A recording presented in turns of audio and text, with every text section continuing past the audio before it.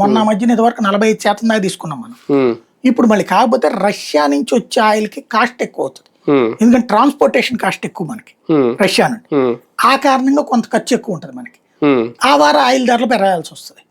Maybe నేను అనుకోవడం elections అయిన తర్వాత పెట్రోల్ ధరలు పెంచుతారు, రైతుల మీద కూడా భారం పడబోతుంది, ఫెర్టిలైజర్స్ మీద ప్రాబ్లం వస్తుంది, అన్ని చూస్తున్నాం అంటారు. కరోనా టైంలో స్వేచ్ఛ లేదు, ఇప్పుడు మనం స్వేచ్ఛగా తిరగచ్చు. అది వేరే సంక్షోభాలు మాత్రం ఫేస్ చేయాలి, తప్పదు. అంటే సంక్షోభం వేరంతే, అంతే. కానీ సాధారణంగా బ్రతకడానికి ఇబ్బంది ఉండదు, కానీ ఇప్పటిదాకా బ్రతికినంత ప్రశాంత జీవనం ఉండదు.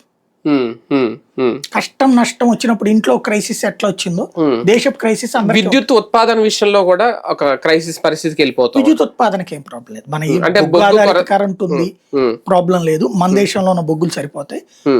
దాంతో పాటు ఇప్పుడు మనం ఎక్కువగా డిపెండ్ అవుతుంది సోలార్ విండ్ పవర్, కాబట్టి ఆ ప్రాబ్లం. కానీ ఒకటిసారి కరోనా లాంటిది అంటే ఓకే, అదొక డిసీజ్, అది ఇంకా ప్రాణాలకు సంబంధించి అప్పుడు ఏం చేయలేకపోయాం.